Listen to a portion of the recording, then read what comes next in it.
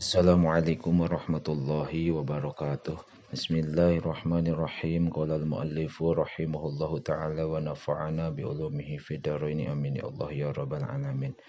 Khairun nasi aripang alusna jalma man eta jalma tola anu panjang naon umruhu umurna si man wa hasuna sareng alus naon amaluhu amalna ieu si man. Wasyarun nasi sareng ari panggorengna jalma man eta jalma tola anu panjang naon umruhu umurna ieu si eman wasaa sareng goreng naon amaluhu amalna ieu si eman. Rawahu ngriwayatkeun kana ieu hadis Ahmadu Imam Ahmad an Abi Bakrah katampi ti Abi Bakrah. Khairu ummati ari pangalusna umat kami allazi eta jalma-jalma idza asau di mana-mana migawe goreng ieu ladina Istaghfaru mangka minta hampura ieu ladina. Wa idza ahsanu sareng di mana-mana nyieun kaalusan ieu ladina, istabsyaru maka bungah ieu ladina. Wa idza safaru sareng di mana-mana leumpang ieu ladina, qasoru mangka ngosor ieu ladina, wa abtaru sareng buka ieu ladina. Rawahu ngriwayatkeun kana hadis At-Tabrani Imam Tabrani an Jabirin katampi ti Sayyidina Jabir. Khairu baitin ari pangalusna imah pil muslimina di pirang-pirang jalma Islam baitun eta hiji imah fihi nu eta tetep di itu bait yatimun ari anak yatim yuhsanu anu dialuskeun saha ilaihi itu yatim wasyaru baitin sareng ari panggorengna imah pil muslimina di pirang-pirang jalma Islam baitun eta imah fihi nu eta tetep di itu bait teh yatimun ari anak yatim yusau anu digorengkeun saha ilaihi itu yatim ana ari kami wa kafilul yatimi sarta anu ngurus anak yatim fil jannati eta di surga hakadza nya kitu cara kieu. Rawahu ngariwayatkeun kana ieu hadis Al Bukhari Imam Bukhari an Abi Hurairah ta katampi ti Abi Hurairah.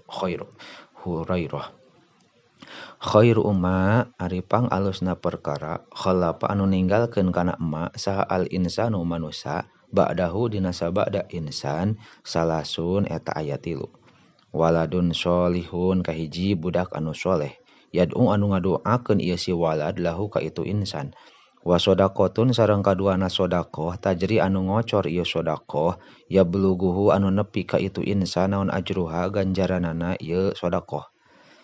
wa ilmun sareng katiluna ilmu yuntafa'u anu dialap manfaat naon bihi itu ilmun mimba dihi tina sabada insan. Rawahu ngariwayatkeun kana ieu hadis Abu Qatadah. Khairu ma ari pangalusna perkara u'tiya anu dibikeun ieu emma saha al insanu jalma khuluqun hasanun eta budi pekerti anu alus.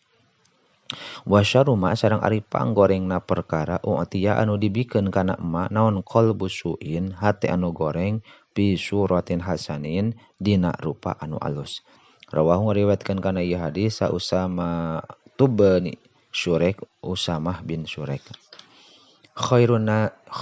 nisaikum ari pangalusna awewe aranjeun al afifatu eta anu ngaraksa al ghalimatu anu ngagairahkeun ka salaki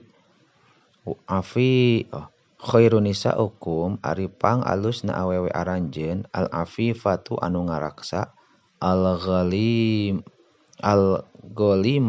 anu ngagairahkeun kasalaki afifatun anu banget ngaraksa piparjiha dina parjina itu nisa ghalimatun anu ngagairahkeun ala zaujiha kasalakina ieu nisa.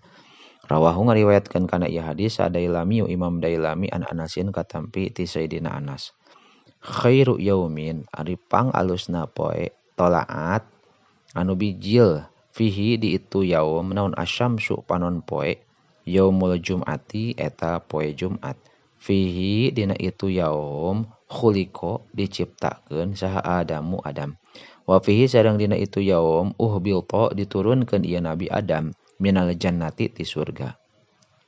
wa fihi sareng dina itu yaum tiba diterima tobat ieu Nabi tiba diterima tobat saha alaihi ieu Nabi Adam wa fihi sareng dina ieu yaum qabido dipupuskeun ieu Nabi Adam wa fihi sareng dina yaum taqumu ngadeg naon as-saatu poe kiamah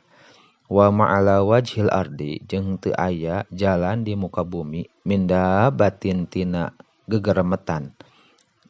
illa wahya angin ari itu dabah tasbihu eta isuk-isuk itu dabah yaumal jum'ati dina poe Jum'ah musikhotan halna anu tunduk hatta tatlu'a nepi ka bijil naon asyamsu panon poe syafaqon kana mega beureung minas saati tina cirina kiamah illa ibnu adama angin ibnu adam wa fihi sareng dina yaum mul jum'ah saatun ari hiji jam la yusadipuha anu henteu meneran kana itu saah saha abdun mukminun hiji hamba anu mukmin wahwa bari ari itu si abdun fi sholati eta dina keur salat jas'alu anu menta ieu si abdu Allah ka Gusti Allah syai'an kana hiji perkara illa a'tahu angin maparin Allah kana itu syai' iyahu ka itu si abdu rawahu ngariwayatkeun kana ieu hadis Ahmadu Imam Ahmad an Abi Hurairah ta katampi ti Abi Hurairah khairukum ari pang alusna ti aranjeun khairukum eta pang alusna aranjeun li ahlihi ka ahlina khair wa ana sareng ari kami khairukum eta pang alusna aranjeun li ahli ka ahli kami ma akrama henteu ngamulyakeun anisa ka pirang-pirang bojo saha illa karimun angin jalma anu mulya wa ma ahanahunna jeung henteu ngahinakeun ka itu nisa saha illa laimun angin jalma anu dicacad rawahu ngariwayatkeun kana ieu hadis sa Ibnu Asakir an Aliyin katampi ti Sayyidina Ali khairukum ari pang alusna aranjeun man eta jalma lam yatruk anu henteu ninggalkeun ieu man akhiratahu ka akhiratna ieu man li dunyahu pikeun dunyana ieu si man wala dunyahu sareng henteu ninggalkeun kana dunyana ieu si man li akhiratihi pikeun akhiratna man walam yakun sareng henteu bukti ieu man kallan eta ngaripuhkeun alan nasi ka jalma-jalma rawahu ngariwayatkeun kana ieu hadis al Khatib Imam Khatib an Anasin katampi ti Sayyidina Anas khuyira dipiwarang milih saha Sulaiman Nabi Sulaiman bainal mali di antara harta wal mulki sareng karajaan wal ilmi sareng ilmu fakhtaro teras milih Nabi Sulaiman al ilma kana ilmu fa'utiya maka dipasihan itu Sulaiman al mulka kana karajaan wal mala sareng kana harta rawahu ngariwayatkeun kana ieu hadis sa Dailami Imam Dailami wallahu a'lamu bissawab.